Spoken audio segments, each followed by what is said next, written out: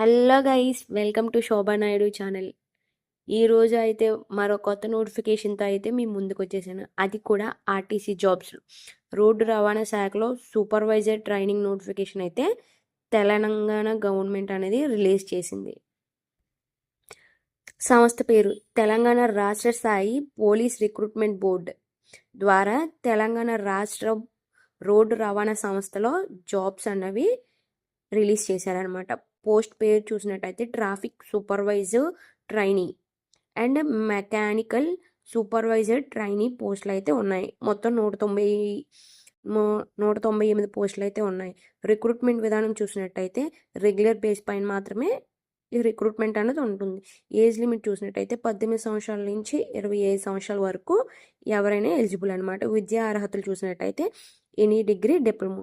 జీతం చూసినట్టయితే 27,000 నుంచి 81,000 వరకు శాలరీ అనేది ఇస్తారని చెప్పేసి మెన్షన్ చేశారు. దరఖాస్తు ప్రారంభం 30వ తారీఖు డిసెంబర్ 2025 నుంచి స్టార్ట్ అవుతుంది.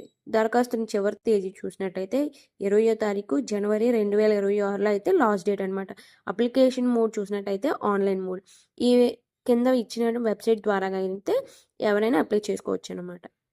ఎడ్యుకేషన్ క్వాలిఫికేషన్ చూసినట్టయితే ట్రాఫిక్ సూపర్వైజర్ ట్రైనింగ్కి ఏదైనా విశ్వవిద్యాలయంలో అందించే గ్రాడ్యుయేషన్ డిగ్రీ కలిగి ఉండాలి.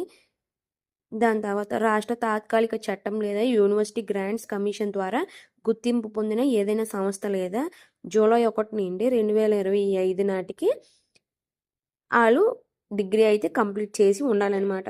మెకానిక్ సూపర్వైజర్ ట్రైనింగ్ చూసినట్టయితే తెలంగాణ ప్రభుత్వంలో సాంకేతిక విద్యాశాఖ నిర్వహించిన ఆటోమొబైల్ మెకానికల్ ఇంజనీరింగ్లో డిప్లొమాలో ఉత్తీర్ణులై ఉండాలి అని మెన్షన్ చేశారన్నమాట.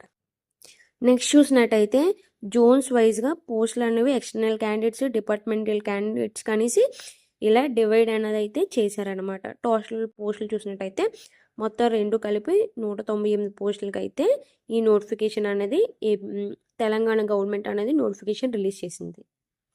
ఏజ్ లిమిట్ చూసినట్టయితే 18 నుంచి 25 సంవత్సరాల వరకు ఉండాలని చెప్పేసి అన్నాను అనమాట. దరఖాస్తు ఎలా చేసుకోవాలి, ఎవరెవరికి ఎంత ఫీజు అన్నది ఉంటుందో ఇప్పుడైతే చూద్దాం.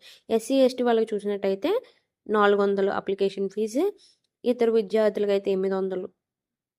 మొబైల్లో యూజర్ ఐడిగా నమోదు చేసుకోవడం ద్వారా నమోదు చేసుకోవాలి. ఎంపిక విధానం చూసినట్టయితే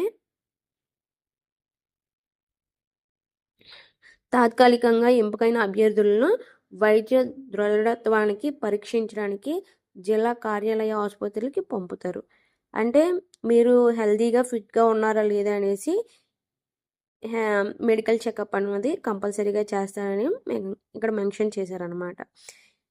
సరోజినీదేవి కంటి ఆసుపత్రికి ఇలా కొన్ని అయితే మెడికల్ చెకప్ అనేది జరుగుతుంది.